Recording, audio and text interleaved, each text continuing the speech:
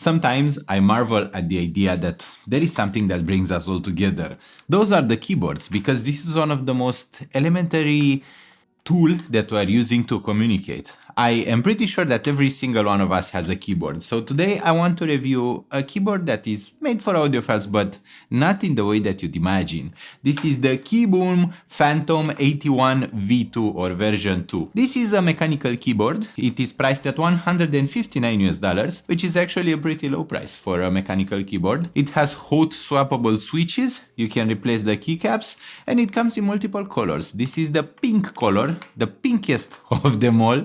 And I actually went to this color because originally I wanted to grab this one for my wife and to get her into all this crazy new mechanical keyboard stuff. For reference, running Audiophile Heaven means that I'm a heavy typist, which means that I type a lot. I have written about one article per every 2 days, or even one article per day sometimes.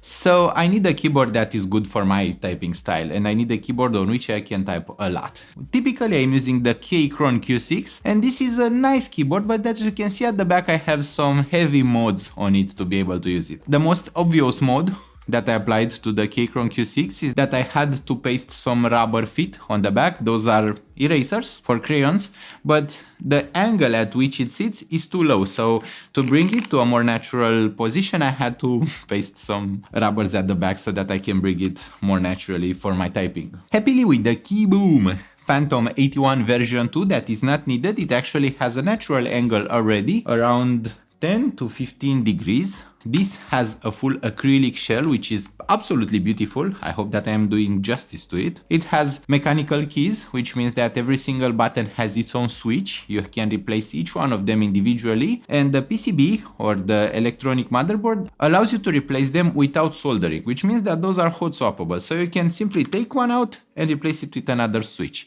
We will likely do a review on some other switches as well and some other keycaps.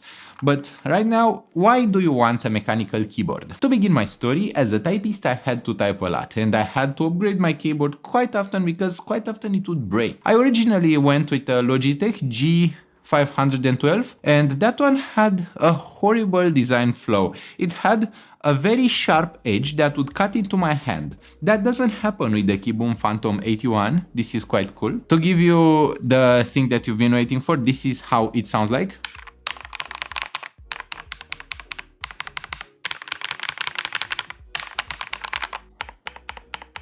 So it has a really neat sound. The surprising part about the sound being that it can have this type of awesome sound without any mods. So for Q6 to sound even remotely acceptable, I had to apply at least 10 hours of work in mods. And you could say that I did get the Q6 to sound good, but just listen to it and tell me if it is worth 10 hours of heavy duty work.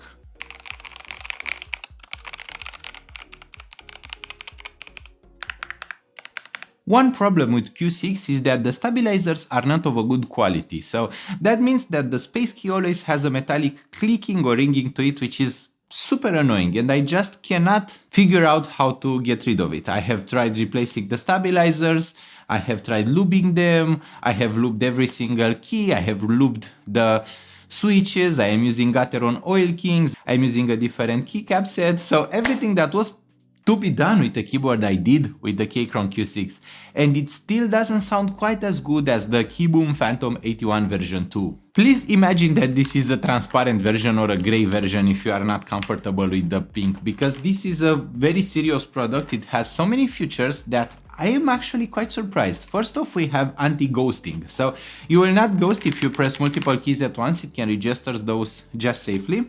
We have a wireless receiver because this one is a wireless keyboard. You can actually have it connected wirelessly. You can connect it via a Type-C USB cable. We have a little switch that switches between USB, Bluetooth, and the wireless receiver. It can also work for both Macintosh and Windows, which is also super cool. I like the idea that you can use it regardless of the computer you're having. We have a little volume slider in the upper right corner. Has a pretty nice sound to it. It also clicks so that you can mute the sound. There is absolutely no flex in this keyboard. I mean, it is a huge slab of acrylic. As you can see, I am unable to flex it in any direction, so it should survive even if you are the kind of person who likes to type very loudly. I have tried typing on it, and this is a smaller form. I have to insist on this. If you are used to a full-sized keyboard, which is a 100% keyboard, this one is about 75% or 82 keys.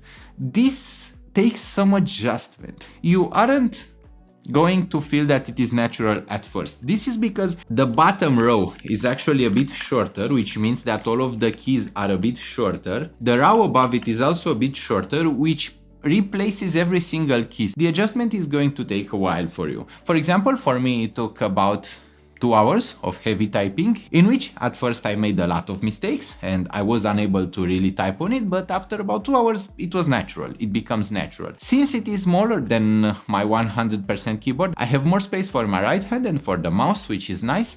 I have noticed that I am having a better experience typing and that I am having a better experience playing, especially because otherwise I keep hitting the keyboard with my mouse with the Keychron Q6.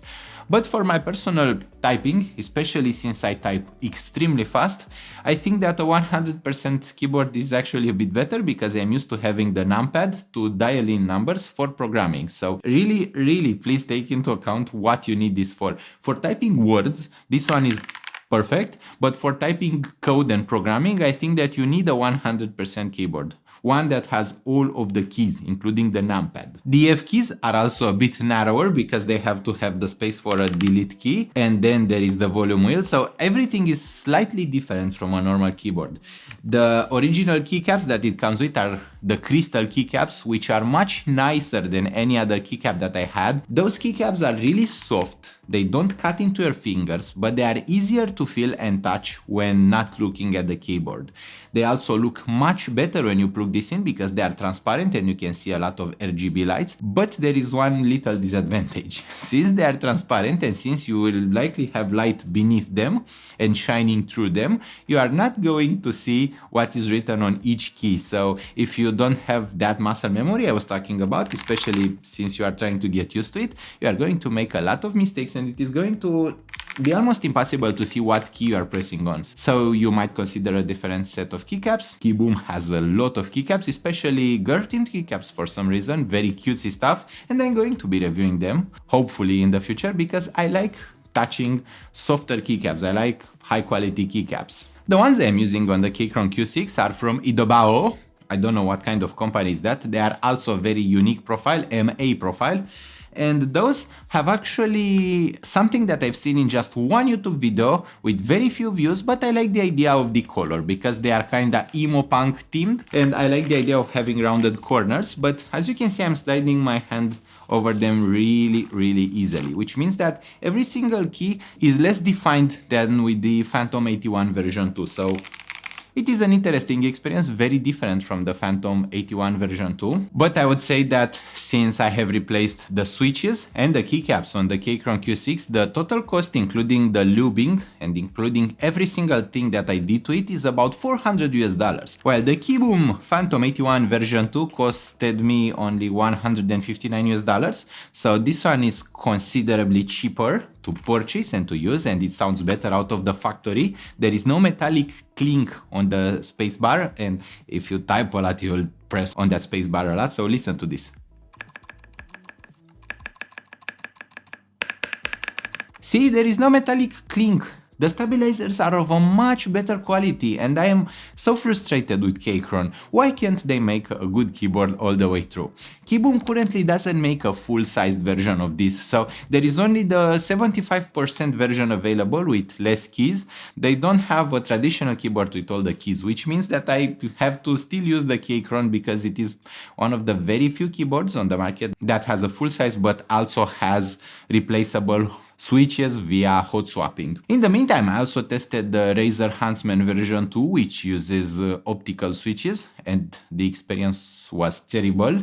The Phantom 81 is considerably more stable The Razer keyboard had the problem where each key was very narrow and very wobbly. It was very easy to wobble each key and the typing felt very unsafe and very unsure, while with the Phantom 81 it feels much better, it feels much more natural. As you can see, there is no wobbleness on each key. The point is, you can't wobble a key. The switches are extremely stable, extremely well lubrified, and the switches are also very smooth. People purchase high-end keyboards or expensive keyboards to get a smoother switch feeling. So when you press the switch, it should feel smooth. It shouldn't feel like you're scratching two plastics together or two pieces of metal together, even though that is what is happening. KiiBOOM has developed some switches that do just that. They feel smooth. They feel so smooth. So when pressing them, I have zero scratchiness. They feel like you are pressing with butter on butter. They feel very well lubrified. They are also linear, so this one comes with the crystal switches, which is a linear variation. They are much easier to press on than the Gateron Oil Kings. The Oil Kings are harder to press, which actually gives me a slightly better precision. Since those are so easy to press, I am getting more mistypes and keys that I pressed on by mistake. So I would recommend something slightly springier, something with more resistance. KiiBOOM has a selection of switches, through which we will go because I have ordered quite a few. Extremely smooth. By comparison, the Keychron Q6 with the Oil Kings feels okay. The switch is not as smooth. Also, it has that metallic clink to it. And this one is filled to the brim with a dampening material. I actually did a lot of customization and modding to it so that it sounds good, and it still doesn't sound quite as good. I don't know if my microphone picks up on that, but it has a metallic clink to it, and that gets very annoying. So annoying, in fact, that I have to use headphones every single time I'm typing something. And that is something which I have noticed. KiiBOOM actually has better quality for the switches than Keychron or Gateron has. Gateron actually is typically recommended as one of the best companies to start with when getting into mechanical keyboards, but the quality of the switches is just normal. I would say standard. There are much better switches than what Gateron offers, including the Gateron Oil Kings. They aren't the best switch in the world. And KiiBOOM actually has much better switches. Their switches are actually self-lubricating, so the more you type on a KiiBOOM switch, the better it lubricates. If you are looking for a keyboard that is this size, so especially if you are looking for something mini, I have to insist on this, it has to be mini. KiiBOOM only makes those mini sized. But if you are looking for one, this is what I would consider the most beautiful keyboard out there. And it is not scratch prone. I have been able to use it, to take photos of it, to have it on my desk. It survived my typical usage without a single scratch. That is nice, and that is a high quality craftsmanship. KiiBOOM created something really beautiful, and they are selling this for less than what Keychron sells theirs at the original price. And to make the Keychron sound as good as the KiiBOOM, you have to invest even more in a Keychron keyboard. Most of the stuff that comes pre-assembled, most of the non-enthusiast stuff is very low quality, so Logitech was not great. Razer doesn't make good keyboards, and the same can be said about Kingston and every other company that I have tried purchasing a keyboard from. Please take into account, this channel is about headphones and about audio reviews, so I type a lot on keyboards. This is not an object for my typical review, but I did go through at least 10 keyboards so far, all of them high-end. The KiiBOOM Phantom 81 is going to be what I would consider a winner if you are looking for this shape and size. For me particularly, I still need something that is 100%. For coding, I can't get used to searching for numbers on the upper rows. I need that numpad.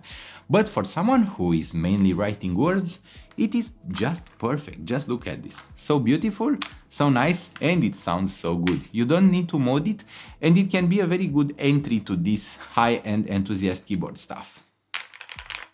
I thank you so much for watching. I hope you are having fun at Audiophile Heaven. I hope you will consider subscribing to Audiophile Heaven, leave a like on this video. Please do like this video if you enjoyed the content, and don't forget to check the video description for a purchase link for this keyboard. Don't worry, they are noted as pre-order on the KiiBOOM website, but they are shipping in just a few days after you place an order. Thank you so much for watching, and don't forget, you're the star for being here with me today. I hope you have the best days out there. Bye bye!